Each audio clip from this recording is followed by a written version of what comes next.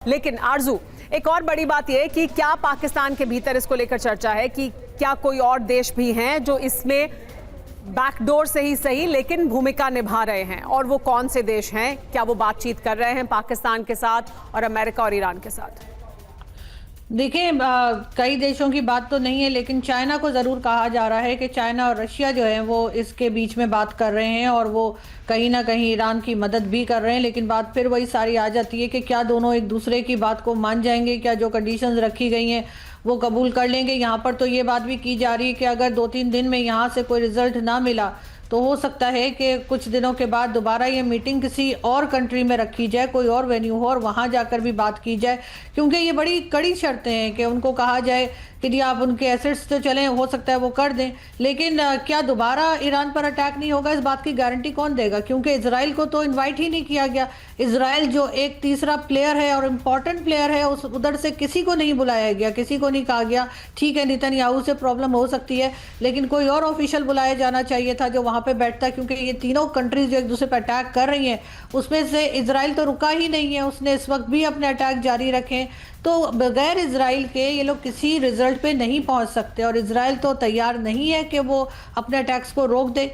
तो यहाँ पर यकीनन जो सिचुएशन है वो आपको कल परसों तक या हो सकता है कल में ही अंदाज़ा हो जाए कि बहुत ज़्यादा पॉजिटिव ले जाना जो है वो मुश्किल होगा, क्योंकि जब ये अटैक्स ही नहीं रुकेंगे और इजराइल को इन्वॉल्व ही नहीं करेंगे तो फिर कैसे होगा? जो शर्तें रखी गई हैं ईरान की तरफ से वो और जो इस तरह की नहीं है कि उनको आसानी से माना जा सके। और अमेरिका में भी मनीष हमारे साथ बने हुए हैं लगातार। मनीष, देखिए, अमेरिका में भी लगातार ये चर्चा है कि अमेरिका में जो बड़ा सेगमेंट है, जो डोनाल्ड ट्रंप का समर्थक है, उनका वोटर है, वो युद्ध नहीं चाहता है, या लंबा युद्ध अगर होता है तो वो उसके पक्ष में नहीं है, और रेटिंग्स इसलिए डोनाल्ड ट्रंप की लगातार गिर रही थी। लेकिन फिर डोनाल्ड ट्रंप का जो वही वोटर है वो ईरान को बहुत कंसेशंस देने के पक्ष में भी नहीं है।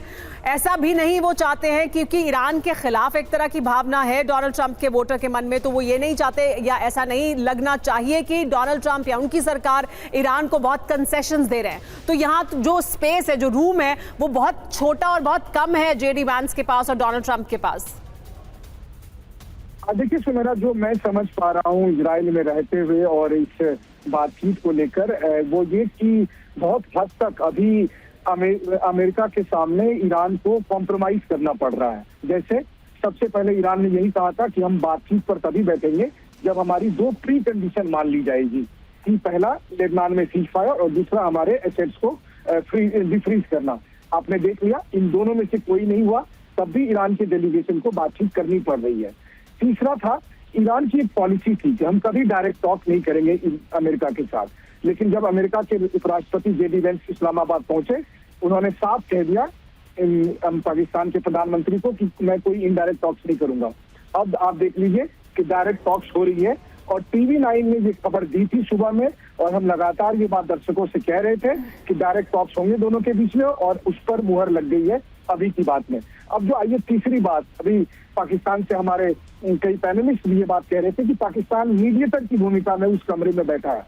I am sorry to disagree, क्योंकि देखिए, मीडिएटर वो होता है जो इस बात की गारंटी दे सके कि अगर यहाँ पर जो सॉल्यूशन बनता है उसको इम्प्लीमेंट कराया जा सके। क्या पाकिस्तान इस पोजीशन में है कि कल के दिन में अगर अमेरिका उन शर्तों को पूरा नहीं कर पाया तो पाकिस्तान उस पर दबाव डालकर पूरा करवा सकता है? बिल्कुल नहीं है। तो पाकिस्तान का रोल यहाँ मतलब मीडिएटर नहीं, फैसिलिटेटर है। मीडिएटर नहीं है, वो फैसिलिटेटर है। लेकिन जब मनीष आप ये कह रहे हैं कि जेडी वैंस अगर आए हैं तो वो इनडायरेक्ट टॉक्स नहीं करेंगे, ईरान अपनी पोजीशन से नीचे आया है और अब डायरेक्ट टॉक्स कर रहा है, जो ईरान की पोजीशन थी। लेकिन फिर ये भी तो कहा जा रहा है कि ईरान ने ये शर्त रखी कि वो जैरेड कुशनर और विटकॉफ से बात नहीं करेंगे, वो जेडी वैंस या किसी और से बात करेंगे जो उन्हें लगता है कि सिर्फ इजराइल का पक्ष नहीं रखेंगे। तो यहाँ पर अमेरिका भी अपनी पोजीशन से नीचे आया है, यानी दोनों ने अपनी अपनी पोजीशन को बदला है। देखिए, ये बात भी सही है कि अब तक अमेरिका की तरफ से जो डेलीगेशन था उसमें कुशनर थे, स्टीव विटकॉफ थे। अभी सबसे बड़ा हाईएस्ट डेलीगेशन जो अमेरिका और ईरान के बीच जो 47 साल में सबसे हाईएस्ट डेलीगेशन इस वक्त है कि अमेरिका के उपराष्ट्रपति है। लेकिन फिर आप ये भी देखिए कि ईरान ने भी फिर अपना एक हाई डेलीगेशन भेजा ईरानी संसद के स्पीकर के तौर पर। इससे पहले ईरान के विदेश मंत्री कुशनर से बात करते थे, और आज की तारीख में ट्रंप की माने तो ईरान के लीडर जो है वो संसद के स्पीकर है, यानी कि अमेरिका उसको एज ए लीडर देख रहा है। तो कुल मिलाकर देखा जाए तो ये एक कह सकते हैं आप कि जो हेड ऑफ द स्टेट वाली लेवल की जो मीटिंग होती है उस तरह की मीटिंग यहाँ पर हो रही है। और पाकिस्तान का रोल इसमें सिर्फ और सिर्फ फैसिलिटेटर का था, जो इस वक्त और ये पाकिस्तान कह भी रहा है लगातार कि हम सिर्फ ये भूमिका निभा रहे हैं कि हम दोनों पक्षों को लेकर आए हैं, उन्हें हमने एक टेबल पर बैठाया है और यहाँ से कुछ सकारात्मक होता है तो वो सबके लिए बेहतर होगा। लेकिन क्या